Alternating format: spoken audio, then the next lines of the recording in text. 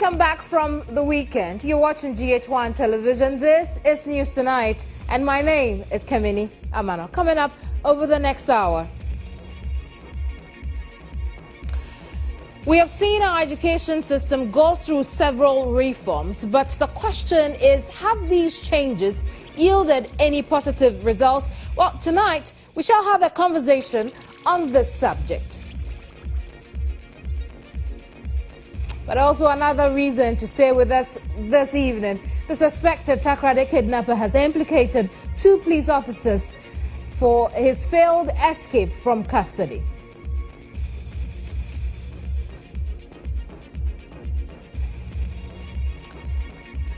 Now, the minority in Parliament remains adamant to calls from the majority side to apologise to the Member of Parliament for Ayawaso West Wuogon.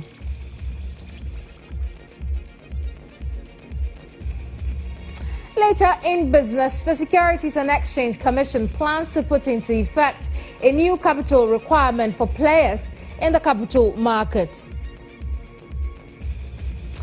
Well, those are the top stories. We'll get details and other stories in a moment.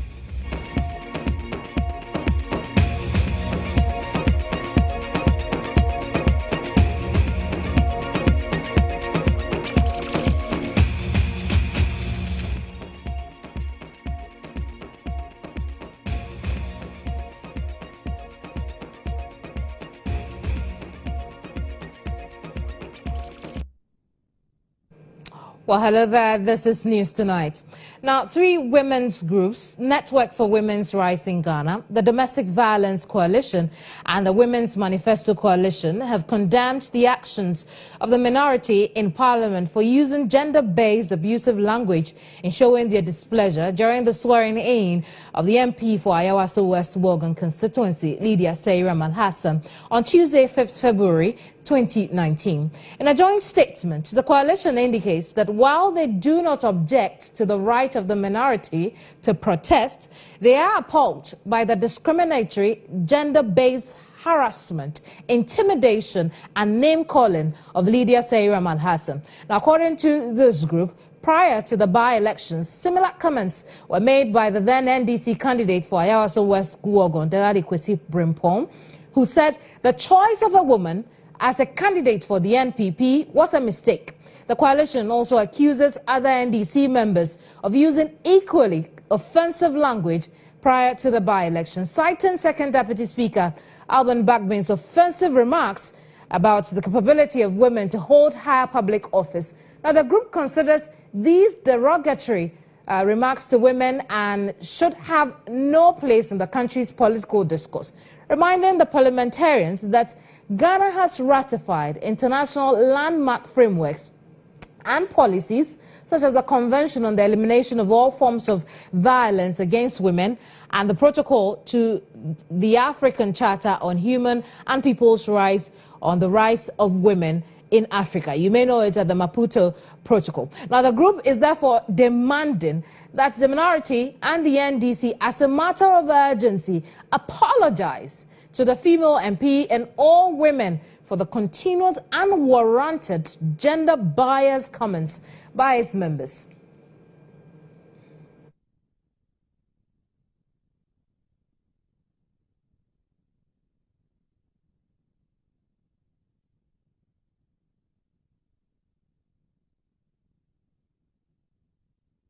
But the story does not end there. The minority in Parliament say they will not apologise for the bloody video comment against newly elected MP for Ayawaso West Wuogon. That's why several calls for them to do so. The minority spokesperson on communications, ABA Fuseni, on Newsroom earlier with Sewami here, said no amount of pressure would make the minority apologise to Lydia Sayram Hassan.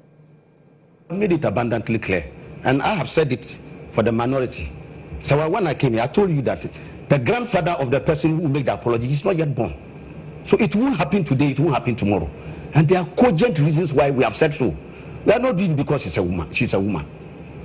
In fact, if you look on our side, we cherish women more than anybody. And that is why in the NDC, when it comes to elections, affirmative actions are done to favor women.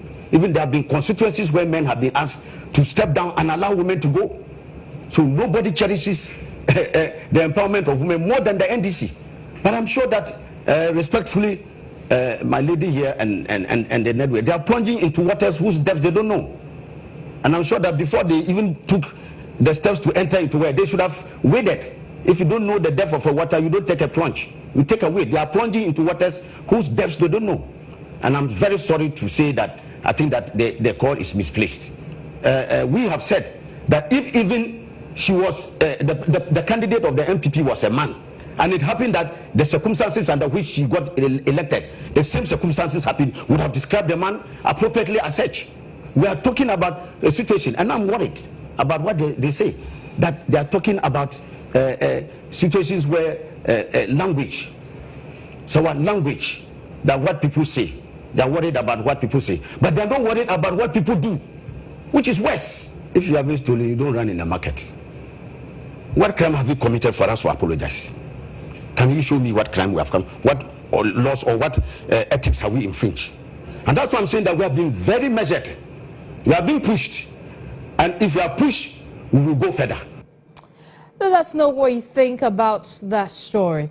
Now, moving on, the prime suspect in the kidnapping of the three Takoradi girls, Samuel Wills, has disclosed to the district court in Takoradi that one Kwesi and a CID with the Takoradi Central Police Station aided him escape from police custody. Samuel Wills told His Worship Michael Ampedu that the said Kwesi provided him with oil to easily cut through the iron bars, but failed to give more detail about the role played by the CID. When asked to give full details about Kwesi and the supposed CID, the accused requested the police to put together an identification parade so he can easily identify the said CID. He also appealed to the court to give him some days to provide more details about the said Kwesi. His Worship, Michael Ampedu, subsequently gave him 1 week to provide the necessary details about the two people he claims aided him to escape. The families, whose relatives have been kidnapped by the accused, were incensed after hearing the revelations.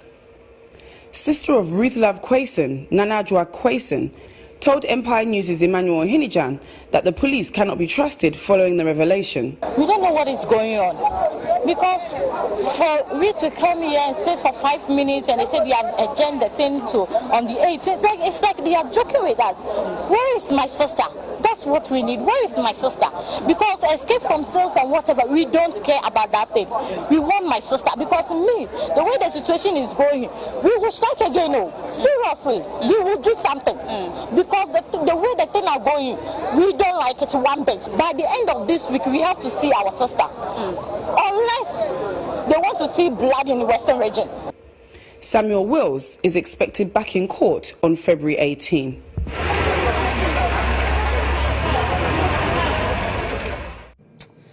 Very sad development. But on the back of this issue, let's go over to the phone lines and speak to former police commander, who is currently a lawyer. DCOP Opare Ado is a former Ashanti Regional Police Commander. Good evening, sir.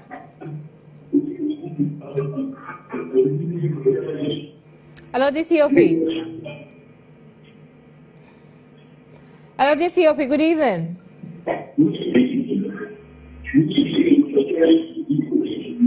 Well, I'm afraid I cannot hear DCOP. Perhaps my producers would get in touch with him off the air and then bring him back on when he is ready for us. But what we want to do is have a conversation with DCOP as to how, well, I'm told DCOP is back over the telephone. DCOP Opare Ado is former Ashanti Regional Police Commander, has joined us over the telephone. Good evening, DCOP. Good evening. And good evening to your cherished viewers. Great. DCOP, given your years of experience, would you consider this revelation from the suspect a surprise? DCOP, I'm asking what you think about this narration from the suspect in the kidnapping case, where he says that, look, I was aided by CID and another officer to escape cells. Well, thank you very much indeed. Well, sometimes some of these criminals tell lies about the police. It has not been the practice of many police officers to aid criminals to abscond. Well, I cannot say much about it because if he did escape, he must have had maybe an assistant from the police, as you say. And if he did escape from a cell, a police cell, then certain questions must be asked by the authorities in regard to this escape of the prisoner.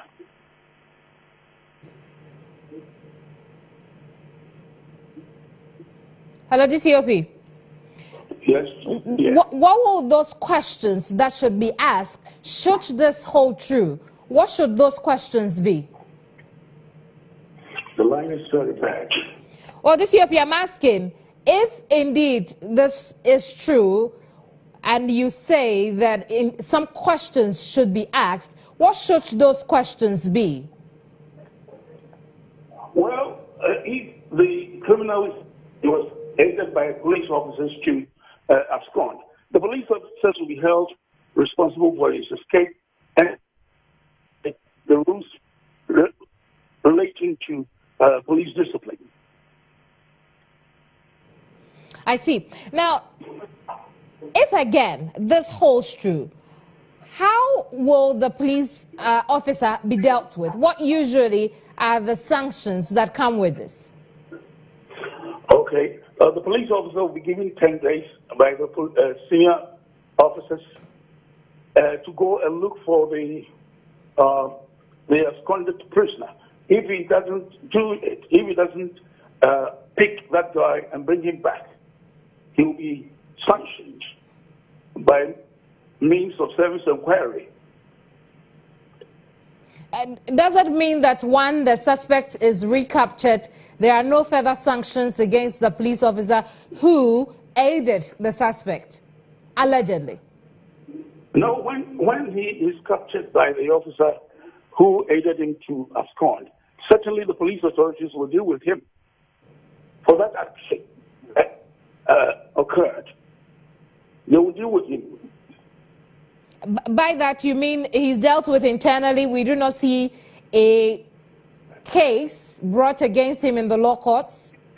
Or here? No, we have police departmental trials where we deal with police officers who commit crimes of this nature. But if he's found to be complicit in this, they will certainly maybe sack him from the police service. I see. Do you consider that deterrent enough? Come again? Do you consider that deterrent enough? It is. If you are a policeman and you've aided a criminal to abscond and you've been tried and dismissed, it will serve as a lesson to other police officers who will be in the service, who will remain in the service.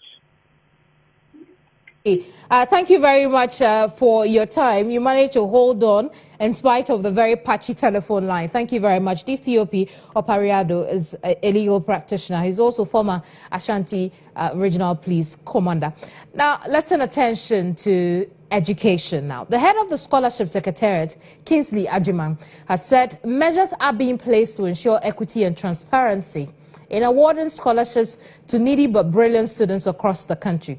He said the selection process has been decentralized as part of efforts to make the opportunity accessible to all. He told the media after receiving an award as the third best public office holder by the Association of Aides to Regional Chairman of the NPP. With this kind of direction from His Excellency that scholarship needs to be decentralized, it means that the people who need it very most are the people who are going to benefit from.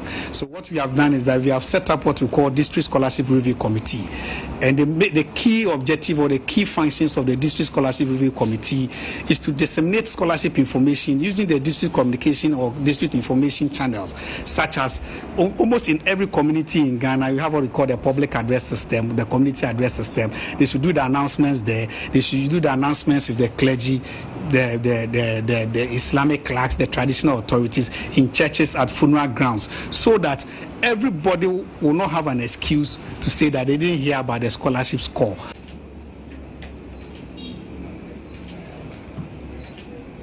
We wish him all the best with that. Let's see on education. The acting president of the Ghana Technology University College, Professor Emmanuel Ohene Afuakwa, wants government to expedite action on the passage of the bill into law to make the institution a fully fledged public university. He said the passage of the bill also positions the school to produce more qualified technocrats to respond appropriately to the country's developmental challenges.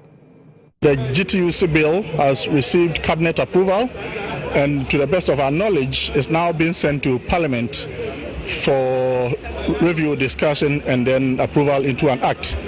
And therefore we are pleading with the government and then also members of Parliament to speed up the process so that within this year we will get a bill through and then we'll get an act through, so that we will be able to discharge our own degrees and ensure that we broaden our base to the resource need of this country. You're watching News Tonight live on GH1 Television. My name is Keminni Amanor. Time now for Insight.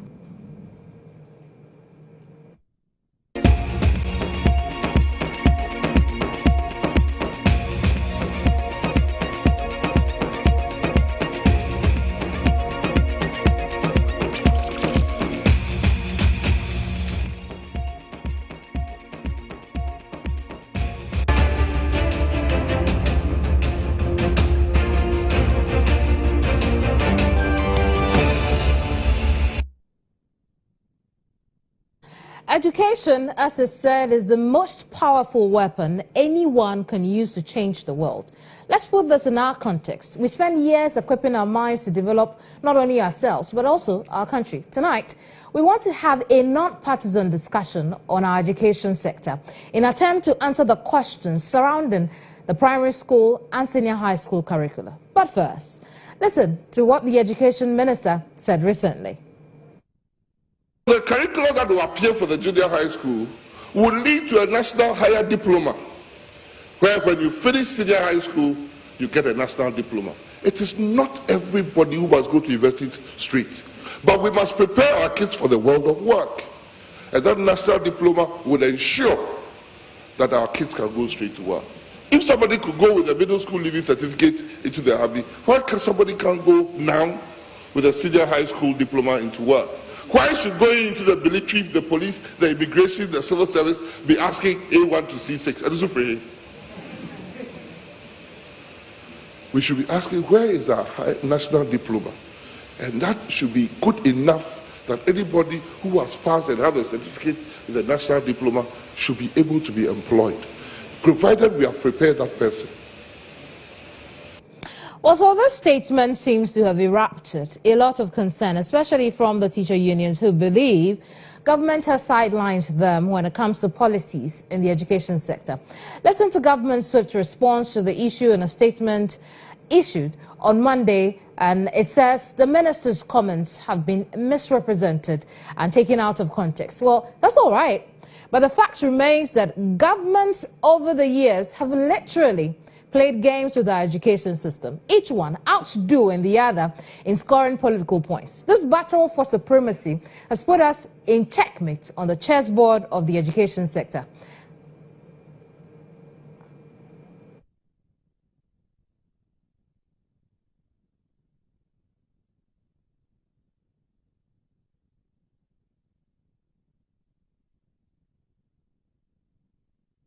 We'll talk more about that statement in the course of our conversation we'll have in a bit here. But the teacher unions have also been talking.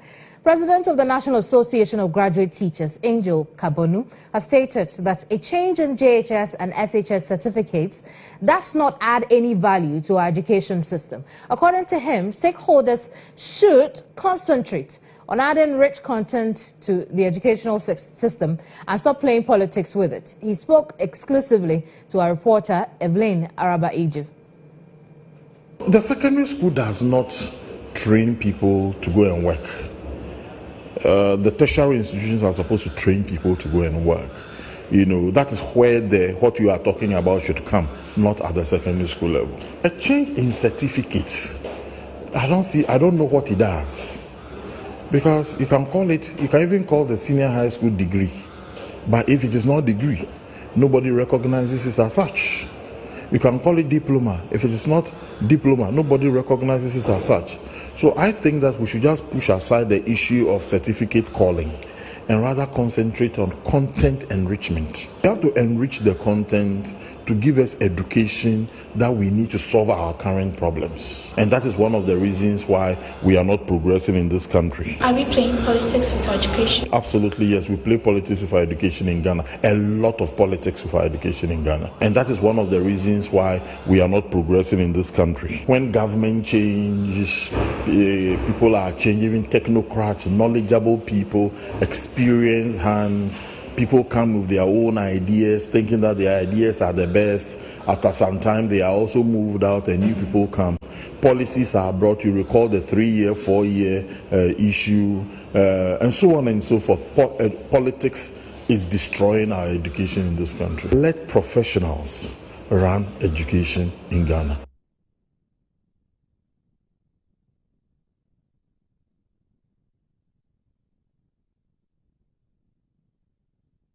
Well, so like I said, this conversation we're about to have seeks to know the best way possible to achieve the best of education for us here in the country. In fact, a politics-proof system that can stand the test of time. In the studio with me is the president of the Concerned Coalition of Concerned Teachers, and his name is King Ali. And also with me in the studio is MP for Akachi. He's also on the Education Committee in Parliament, Peter Nochu. Good evening, gentlemen. Thank you very much for making it here tonight. Thank you. Thank you very much. I want to start with you, because you were a teacher, King. Is there a problem with our education system, or the rest of us are putting ourselves in an overdrive? No, there is clearly a problem. And the problem is that successive governments have tried to bring out policy. There weren't any other major educational reform until the Anamoah Mensah's Committee of 2007. That came to also try to change certain things. But if you look at the Anamoah Mensah's committee and report, and you look at the Evans Amfum Committee's report, the Anamoah Mensah's committee was by the former president, John Ejekum Kufuor, and then the Evans Amfum one was by His Excellency Jerry John Rawlings. Now, if you look at the two reports by the two different committees, you realize that there weren't much difference. For example, in the 1987 report, the basic school, which is primary and JHS, was supposed to be 9 years. Then in the Anamoah Mensah, they introduced 2 years preschool, making the basic education to become 11 years, so that Ghanaian children will start their basic level from KG1, KG2 before going to class 1. Okay. Then the name JSS was changed to JHS. Now, what it means is that technically, we are basically on the same path. But it appears that any government that wins power would like to do something to signal to the people out there that they are also there doing something in education. So we haven't been able to separate politics from our education. Exactly. We would appear indecisive. Exactly. But Honorable, let me end with this. We need to sit down decisively as a country and have a proper, constructive policy on how we are going to man education in this country and how we are going to train our people. We'll look at that in a bit. But Honorable, would we be right if we say that over the years, yourself and your colleagues have dilly-dallied with our education system? Yeah, thank you very much. You know, education, like any other sector, is dynamic. there are bound to be changes, looking at developments that have been going on over the years. So you can't remain at one place forever. You need to put in some innovations to make it relevant to the present day needs of the society. So as he rightly said, these committees or commissions were set up. But basically, they are all, or both of them were on the same line, except for 1 year difference we didn't achieve whatever you said in your preamble with regards to changing our system to tally with the times. Yeah, we have done something to that effect. Now, if you look at the system that he was talking about, you spent a lot of time in school. Okay. You have to finish the primary school, then you go to middle school. If we are lucky, Form 2, you go to secondary school. Do you see it? Then by the time you graduate, you would have been about 25 years. If you went to Form 3 before going to secondary school, you would have graduated around 26. Then if you finish the Form 4 before going to secondary school, you would have finished around 27. I get that. Do you see? So what we have there done, was the need. What we have done is check the amount of time we spent in school without necessarily checking the quality of education we are given. No, I would disagree. Okay. Because it was felt that what was happening at the time, you see, because of the colonial system that we inherited. Yes, in those days when we had the middle school, they were training people for the government office. Do you see it? So anybody who attended middle Form 4 at that time will be employed in the civil service to work. Yeah, but with time, there was the need to change so that at least we could have everybody could have a secondary education. Why? There was the need for it. When you say there was the need for it, you mean that there was the need for a lot more people to go and sit in the classroom than there was the need for people to be in vocational schools, perhaps? No.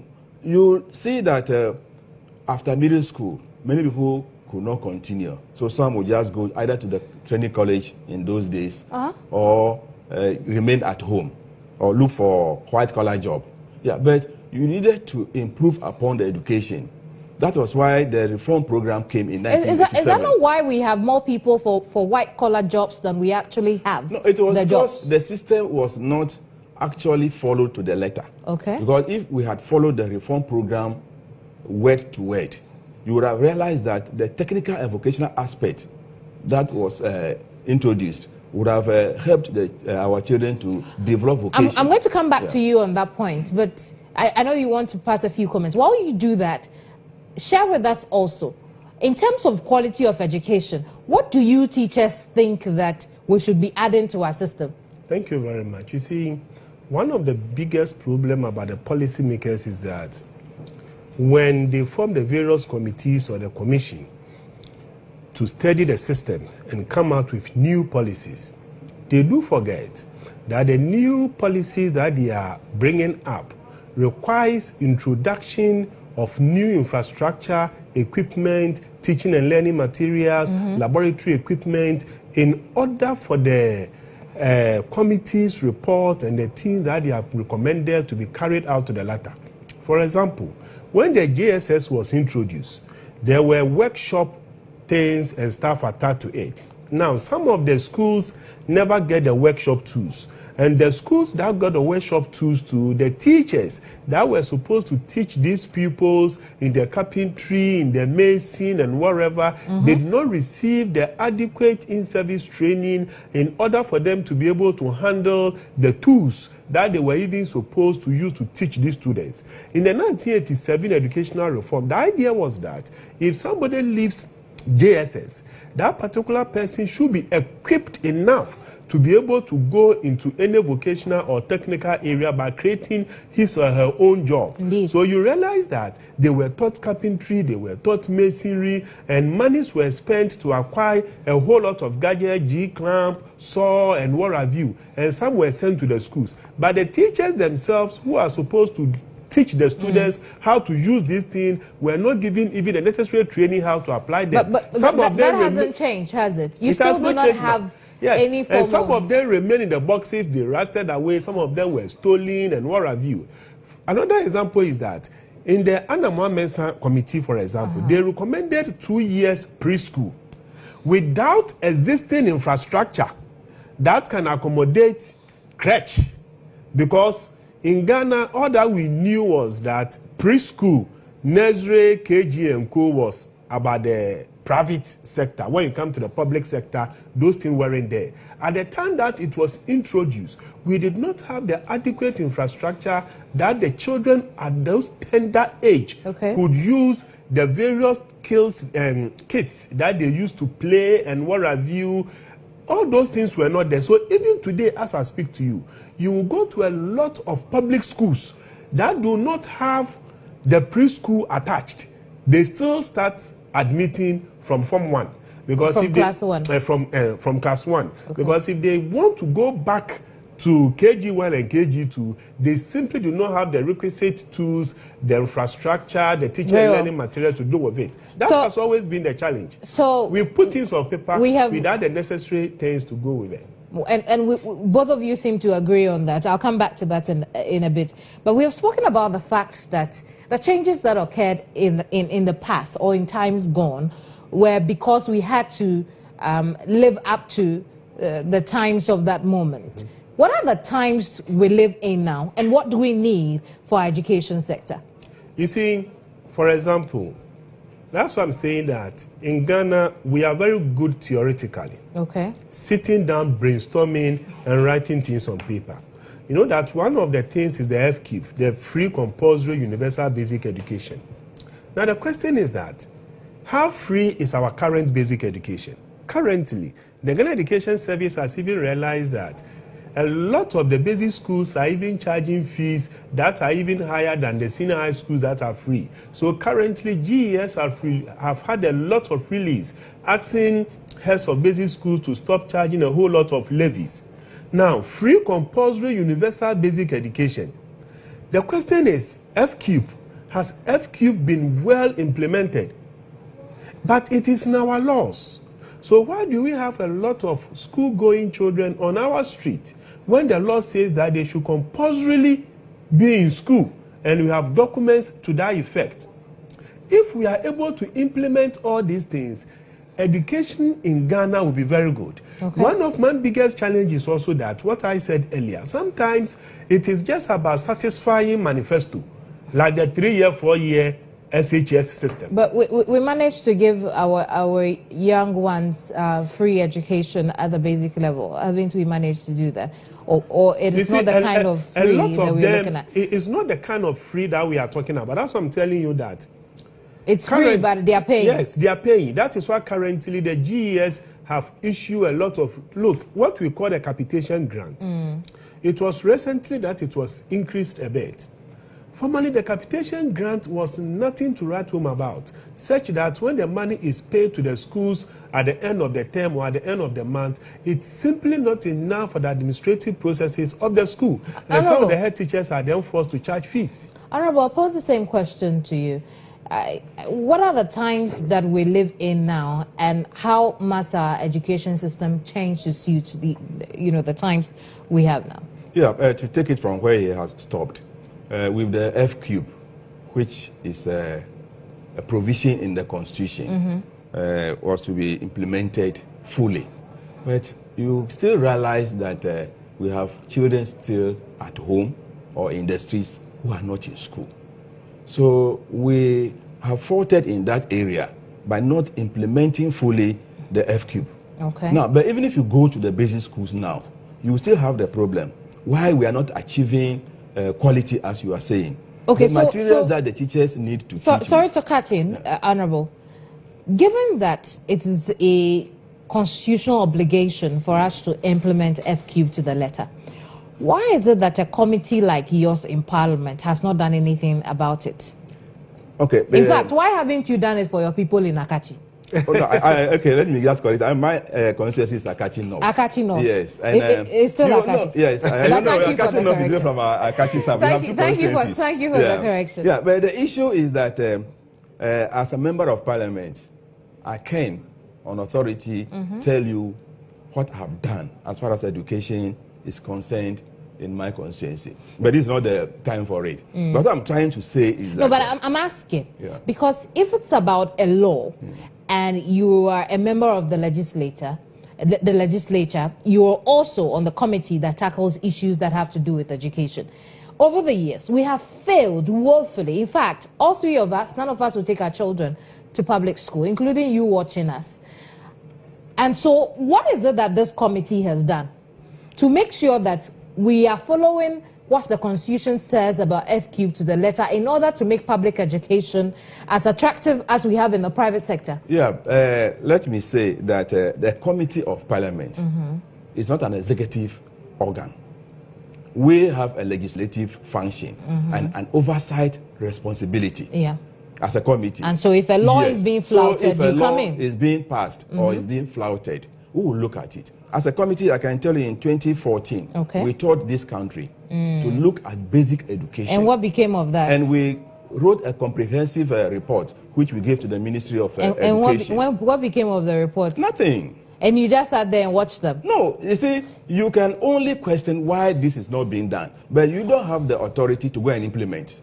Do you see? So we say it always that these are the challenges we are facing in the basic education system. We took a basic education just out of the GES. Okay, so having seen the problem, unfortunately, I need to cut short the conversation, but having seen the problem, again, how do we ensure that, and I'm hoping that you can give me a perspective from the legislator's point of view, how do we ensure that even when the legislator intervenes, like you did in 2014, we'll make sure that, you know, our education sector is politics proof, that whatever we come up with is adhered to because our law says so? How can we do that in the future? Let me start with you, Honorable. Yeah, what you can do is engaging the stakeholders in education, or nationwide, not necessarily in education only, those who have knowledge or who know something about education. We have been doing that. Yeah, but we have not been doing it much.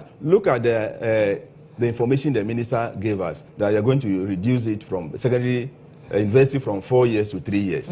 What stakeholder engagement have they done? Well, do you say it? We have not done it.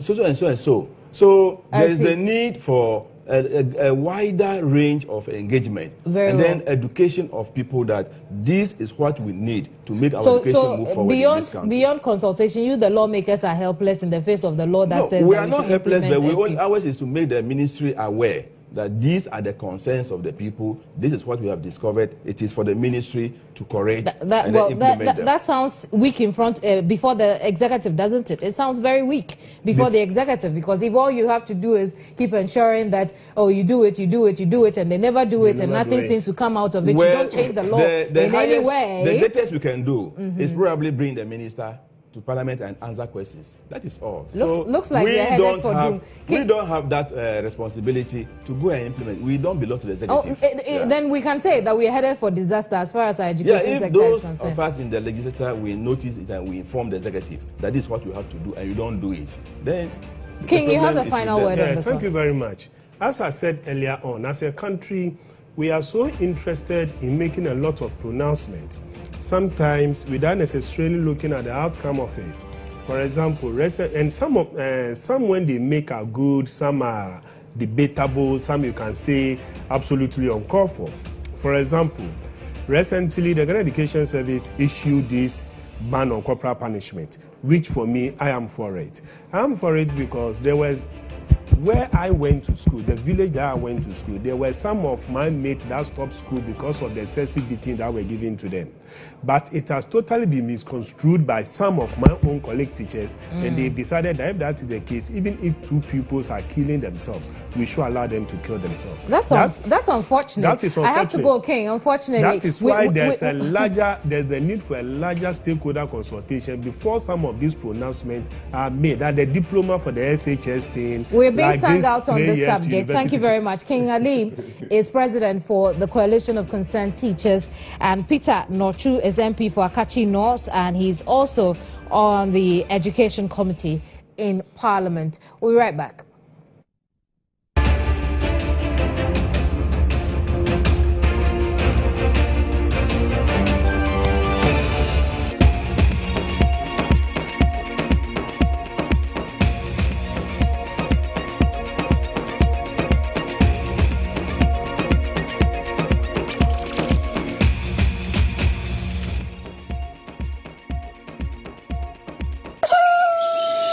A new day comes with a new hustle.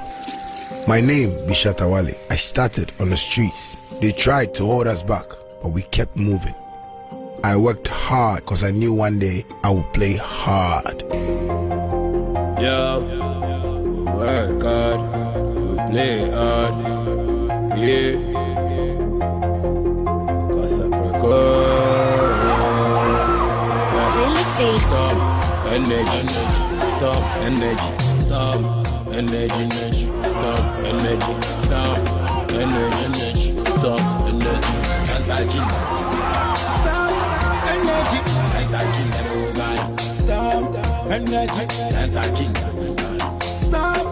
energy, Storm Energy drink. Work hard, play hard. Everybody said I'm loving. Ma, yes. I'm going to the bank to deposit some money. I'll be back soon. Hey, Kofi, walk away. With all that has been going on, you still want to go and deposit your money at the bank? Kofi, you don't have to worry. I keep all my money at the bank and it's safe.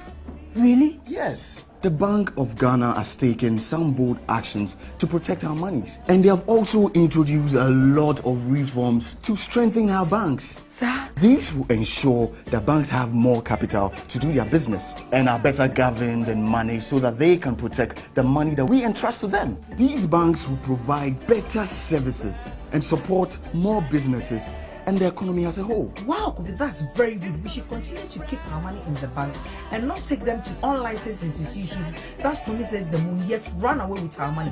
Go and deposit your money at the bank, Kofi, and come back quickly for your punching cracker. Yes. I'll be back. Bank of Ghana, promoting a safer and resilient banking system. To anyone who ever pushed me to go further. Come on, one more. To anyone who ever gave me a hand up.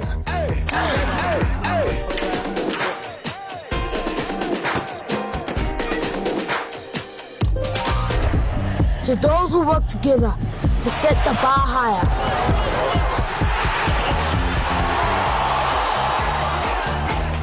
To those who give me the energy to go further.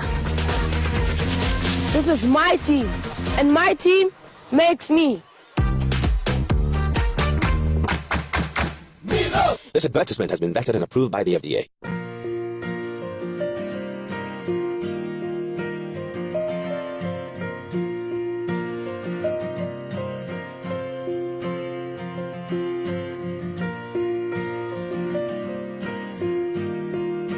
When we join our hands, it means that we are one.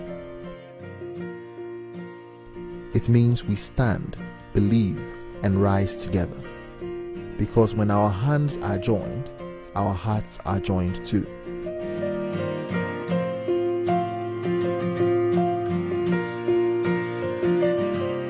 And when all our hearts beat as one, extraordinary things become possible every day. The more you drink awake water, the more we can help keep hearts awake. For every bottle you buy, an amount will be donated to the National Cardiothoracic Center, Ghana. What is beauty? Is it full, dark shining hair and radiant skin? Is it 50 shades of melanin perfect with hair that is not afraid to explore, to wear it up or let it down? Is it a stylish aura or an alluring glow, full of character? Is it a cute and irresistible charm or a simply gorgeous smile? Beauty is whatever you make it to be. So, rule your beauty with Gandu Cosmetics.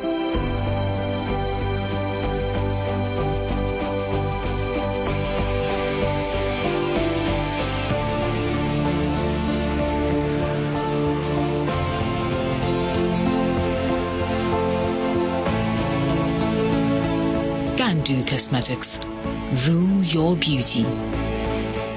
Mama Pacho, me de misike kwa koto skakaro have sisi amen. Kofi enti bebrebe koso wotie. A wo twa koso. Do sika koto sika kwa bia ho. Oh mami, e mane how cry. Peni o chere. And I say, Ghana Sikakrabia about time, Bank of Ghana, Edishia Guaquemua, a beshe Sikakrabia Hodorumokina, Nabu Sikasumobine. Intimame, what da. Oh, Kofi, I ask Papa, which I say, it's a sinina, a tokoso, near the Sikakoto, Sikakrabia, Ahodo, Nemo for Yesikanko to talk quanchen, Sikakrabia, woman to me crata, nothing so shabwakase, never see a Koji Sikana, near Sikanaira. Oh, Kofi, Kaho, Mana Moto, Fascano Kotu and Nemo Mencho, is Sunny say, upon Chinkwan. Ah, bang, and pow. Sisiade, who here said, what are you share? And as a hope you seeking now, oh, Sikakrabia beer. Bank of Ghana, promoting a safer and resilient banking system. The Ghana Trade Fair Company brings you the 23rd Ghana International Trade Fair under the theme Made in Ghana, Globally Accepted. Date 28th February to 11th March 2019. Checked. Venue, the Ghana Trade Fair Company Law. Checked. What's next? You have to register. Yes, today. Agriculture, fashion, food processing. Check ekrasi.com. Tourism, pharmaceuticals, manufacturing, and just any product or service. Rush to register. Exhibit, sell, network, and be globally accepted. Get involved in the 23rd Ghana International Exhibition. Call 0241 818658, 0555 528817, or 0552 474632. Or visit www.tradefairgh.com for further inquiries. Made in Ghana, globally accepted.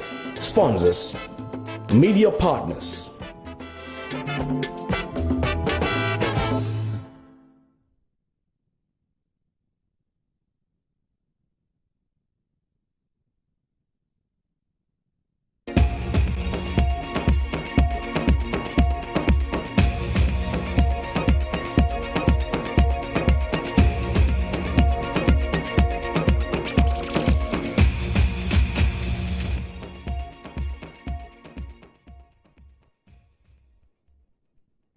We're back. This is News Tonight on GH1 Television.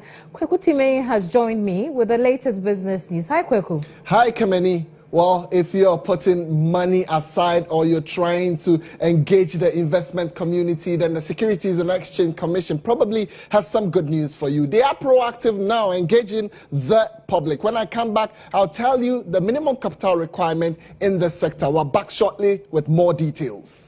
Business Brief is brought to you by Everywhere You Go, MTN.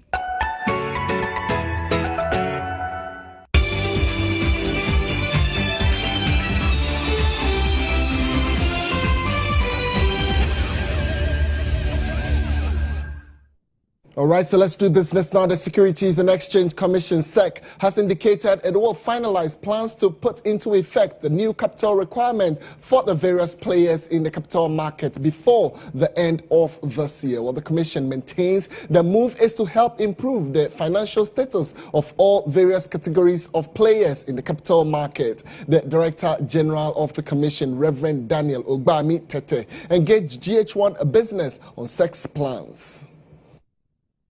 This move to increase the minimum capital requirement of the investment firms is expected to ensure that these firms are able to absorb the expected shocks that could hit the capital market and investment of customers. Fund managers, for example, by this spending directive will have to increase their required base capital from 100,000 Ghana cedis to 2 million Ghana cedis. There are currently about 11 categories of licenses for the various players in the capital market. This includes fund managers, broker-dealers, custodians, depositories, investment advisors, issuing houses, trustees, mutual funds, unit trust, primary dealers, and registrars. There will, however, be different categories of capital requirement for each licensee. We did a lot of market engagement, so the market has a fair idea of the new levels, and it depends on the category of license that you have, from fund managers to brokers, investment advisors, and so on and so forth. So we have the whole, but the market is aware, and the plan will be, when we issue it, hopefully sooner than later this year, we'll give the operators up to the end of 2019, December 31st, 2019, to be fully compliant. Consequently, the Director General explained the Commission is taking steps to improve its workforce to better regulate the capital market and educate the citizenry on sound investments. We are looking at deepening capacity through education. And I'm talking about education at the commission level, the number of training programs that we have already outlined, basically to ensure that my staff are on the cutting edge. And then we're also looking to bring on board some new talent. Because some of our departments are very much stretched, given what they need to do, and then the staff strength they have. If we get to the place where investors know that the market operators are strong and they are operating the way they should, and then we also have beefed up, if you like, their level of awareness or education, I think that it will help to restore the confidence in the market. Away from SEC, let's talk about labor matters now. And here the labor unions have expressed a strong resentment against what it describes as a deafening silence from SNIT in implementing the agreed modalities in the computation of past credits. Well, in a statement read by Isaac Bampo, the Executive Secretary of the Civil and Local Government Staff Association, Ghana, SNIT is unilaterally calculating payments of past credits. Its own basis for the calculation and payment of past credits. Under Section 94 of the National Pensions Act 2008, Act 766 as amended, past credit is defined as accrued or past service or past credits earned by every contributor to whom the new scheme applies in respect of the 25% lump sum benefit shall have the lump sum determined by a formula agreed between the Pension Reform Implementation Committee and the Trust based on actual assessment. After the past credits had been determined as stipulated under the pension law, the logical thing was for the amounts so determined to be transferred to the various schemes approved by the National Pensions Regulatory Authority, NPRA. In ensuing discussions among stakeholders, that's NPRA, SNIT, Forum, the Ministries of Finance, as well as the Ministry of Employment and... All right, at this moment, I'll give you an international feel of what is really happening between some international banks and our government. And here the Dutch bank has closed 3 transactions worth a combined 162 million euros with the Ministry of Finance to fund key development projects, including the Kumasi development project estimated at 92 million euros. The Deutsche Bank has since year 2012 arranged more than 1.3 billion euros of financing related to infrastructural development in Ghana. First amongst the 3 transactions is a 92 million euro package in which the Deutsche Bank was sole arranger for the Kumasi market development. The project execution was signed between the contractor construction of the United Kingdom and the Ministries of Local Government and Rural Development. The Deutsche Bank again acted as lead arranger, agent and lender of a 25 million euro financing between Ellipse Project SAS France and the Ministry of Health for the completion and equipping of the Bekwai District Hospital. And this has also hit the rocks, while the third transaction is for a combined 45 million euro financing project for the social infrastructure between Ghana's Health Ministry and contractor Construzione Italia for the modernization and equipping of selected existing health facilities in Ghana. The Finance Minister, Ken Ofori-Atta, is yet to confirm the cancellation of the 162 million euro deals with the Deutsche Bank. All right, so that's about it for tonight, but it would definitely not be the end of the bulletin. Keminni Amanor is back shortly. She really has some updates for you. Do stay on and enjoy the rest of our programs. Business Brief is brought to you by Everywhere You Go, MTN.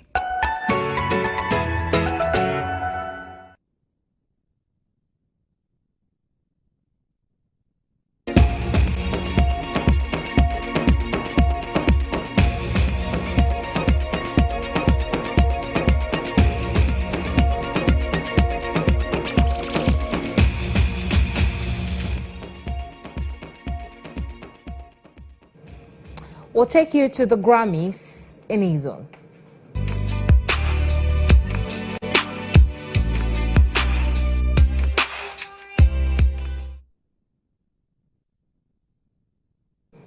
Well, Thames Music's biggest night on the globe, it brings together all the big wigs in the industry for a night of fun, celebration, recognition and reunion. Here are highlights of what went down at this year's edition of the annual event.